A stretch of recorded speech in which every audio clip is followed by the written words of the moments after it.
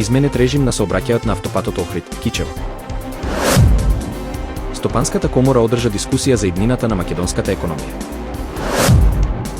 Судот на ЕУ, комисијата мораше да ги објави SMS пораките меѓу фон дер Лајен и шефот на Pfizer. Холандија и Данска најдобри земји за деца, според УНИЦЕФ. Копенхаген е најсрекниот град во светот. Песна со само 2 збора стана вирален хит.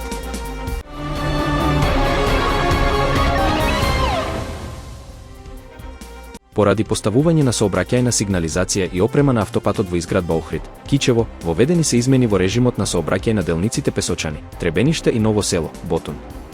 Сообраќајот на овие делници се одвива по левата коловозна лента во правецот Кичево, Охрид, дополнително, од раскрсницата Петња Распаќе кај Охрид до селото Подмолје, сообраќајот е пренасочен по регионалниот пат Охрид-Струга. Секторот за внатрешни работи Охрид апелира до возачите да бидат внимателни и да ја почитуваат поставената сигнализација. Возачите се советуваат да ја прилагодат брзината и да внимаваат на зголемена фреквенција на машини и работници на теренот.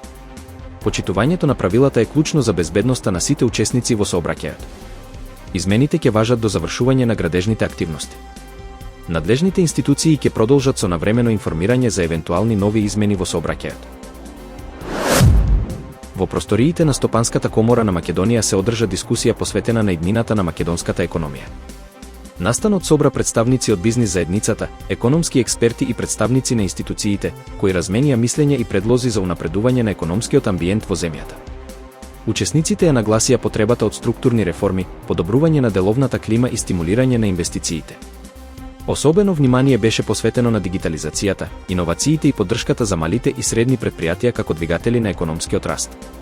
Представниците на бизнис секторот ги истакнаа предизвиците со кои се соочуваат, како што се административните пречки, недостигот на квалификувана работна сила и потребата од подобра инфраструктура. Тие апелираа за поголема соработка помеѓу јавниот и приватниот сектор во креирањето на економските политики. Дискусијата заврши со заклучок дека е неопходна координирана акција на сите засегнати страни за да се обезбеди стабилен и одржлив економски развој на Македонија во наредниот период. Општиот суд на Европската унија пресуди дека Европската комисија направила грешка кога одбила да ги објави текстуалните пораки разменети меѓу претседателката Урсула фон дер Лајен и извршниот директор на Pfizer, Алберт Бурла, за време на пандемијата на коронавирусот. Пресудата следува по тужбата поднесена од New York Times, кој бараше пристап до овие пораки поврзани со договор за набавка на вакцини вреден повеќе милиарди евра. Судот оцени дека комисијата не успеала убедливо да објасни зошто овие пораки не се сметаат за официјални документи и зошто не се достапни за јавноста. Во своето соопштение, судот истакна дека комисијата не може само да тврди дека ги нема бараните документи, туку мора да даде веродостојни објаснувања што ќе им овозможат на јавноста и на судот да разберат зошто овие документи не можат да се најдат. Оваа пресуда се смета за значаен чекор кон поголема транспарентност и одговорност во институциите на Европската унија, особено во контекст на важни одлуки донесени за време на здравствената криза. Случајот ги поттикна повиците за подобро регулирање на пристапот до комуникациите на високи функционери, вклучително и текстуалните пораки, кои можат да содржат информации од јавен интерес. Европската комисија има рок од нешто повеќе од 2 месеци да поднесе жалба на оваа одлука до Европскиот суд на правдата. Во меѓувреме, пресудата веќе предизвика дебата за потребата од поголема транспарентност и отчетност во работата на институциите на ЕУ.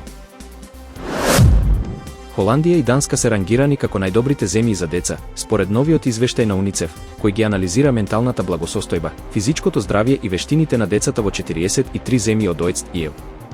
Франција го зазема третото место, следена од Португалија и Ирска. Извештајот укажува на значителен пат на академските вештини кај децата, особено поради затворањето на училиштата за време на коронапандемијата. Околу 8 милиони 15 годишници, односно половина од таа возрастна група, се оценети како функционално и нумерички неписмени, неспособни да разберат основен текст. Директорот на УНИЦЕФ Иноченти, Бо Виктор Њулонд, истакна дека децата веќе се соочувале со повеќе предизвици пред пандемијата, а сега, со зголемената економска несигурност, е неопходно земјите да дадат приоритет на образованието, здравието и благосостојбата на децата. Иако се забележува намалување на детската смртност и зголемување на стапките на завршување училиште, извештајот изразува загриженост за менталното здравје на децата, со пат на задоволството од животот. Јапонија е единствената земја што забележала подобрување во оваа област.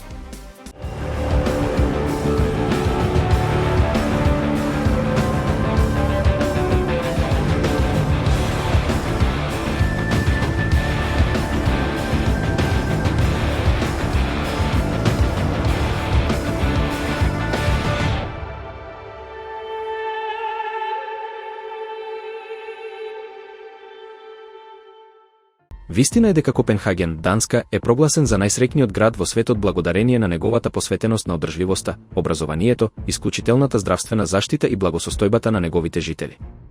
Ако барате малку повеќе среќа во вашиот живот, размислете за преселба во Данска, дом на најсреќниот град на планетата. Секоја година, Институтот за квалитет на живот го објавува својот индекс на среќни градови, рангирајќи ги градовите посветени на негување и зголемување на среќата врз основа на фактори како што се образованието, инклузивните политики, економијата, заштитата на животната средина и пристапот до зелени површини. Организацијата анализира вкупно 82 различни индикатори за среќа, вклучувајќи индивидуални интервјуа со жители на градови низ целиот свет. Вистина е дека оваа година првиот град на листата е Копенхаген. Според наодите, данската престолнина е високо рангирана благодарение на својата посветеност на образованието и иновациите, како и транспарентноста во управувањето, одржливоста и пристапот до здравствена заштита. Здравието и благосостојбата се темелите на животот во Копенхаген, се наведува во извештајот. Вистина е дека градот се гордее со универзално здравствено осигурување, со секој жител осигуран и пристап до 4,4 лекари на 1000 жители. Очекуваниот животен век е 79,9 години, подкрепен со избалансиран начин на живот што вклучува просечна работна недела од 37 часа. Вистина е дека Цирих, Швајцарија, го освои второто место, додека Сингапур се пласираше на третото место. Друг дански град, Орхус, кој се најде на врвот на листата во 2024 година, е на четвртото место, а Антверпен, Белгија, е на петтото место.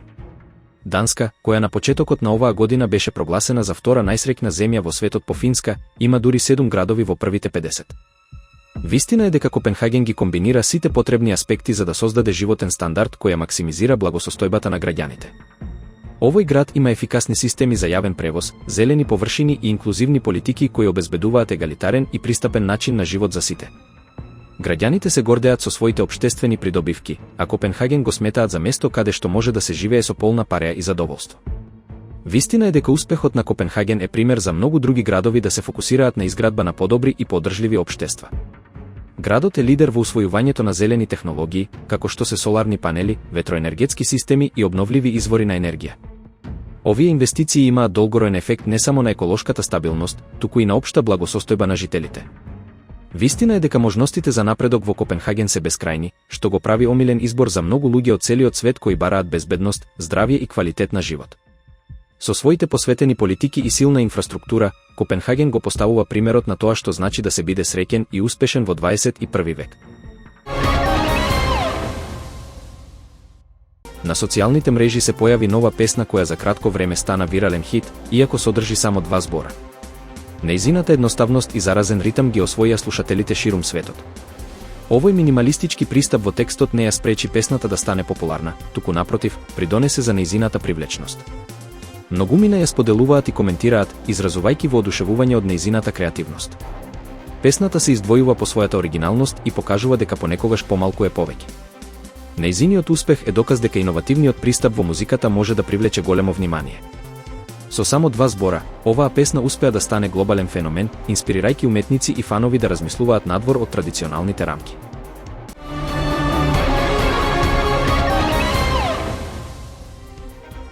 Изменет режим на сообраќајот на автопатот Охрид-Кичево. Стопанската комора одржа дискусија за иднината на македонската економија. Судот на ЕУ, комисијата мораше да ги објави СМС пораките меѓу фон дер Лајен и шефот на Pfizer. Холандија и Данска најдобри земји за деца, според УНИЦЕФ. Копенхаген е најсреќниот град во светот. Песна со само 2 збора стана вирален хит.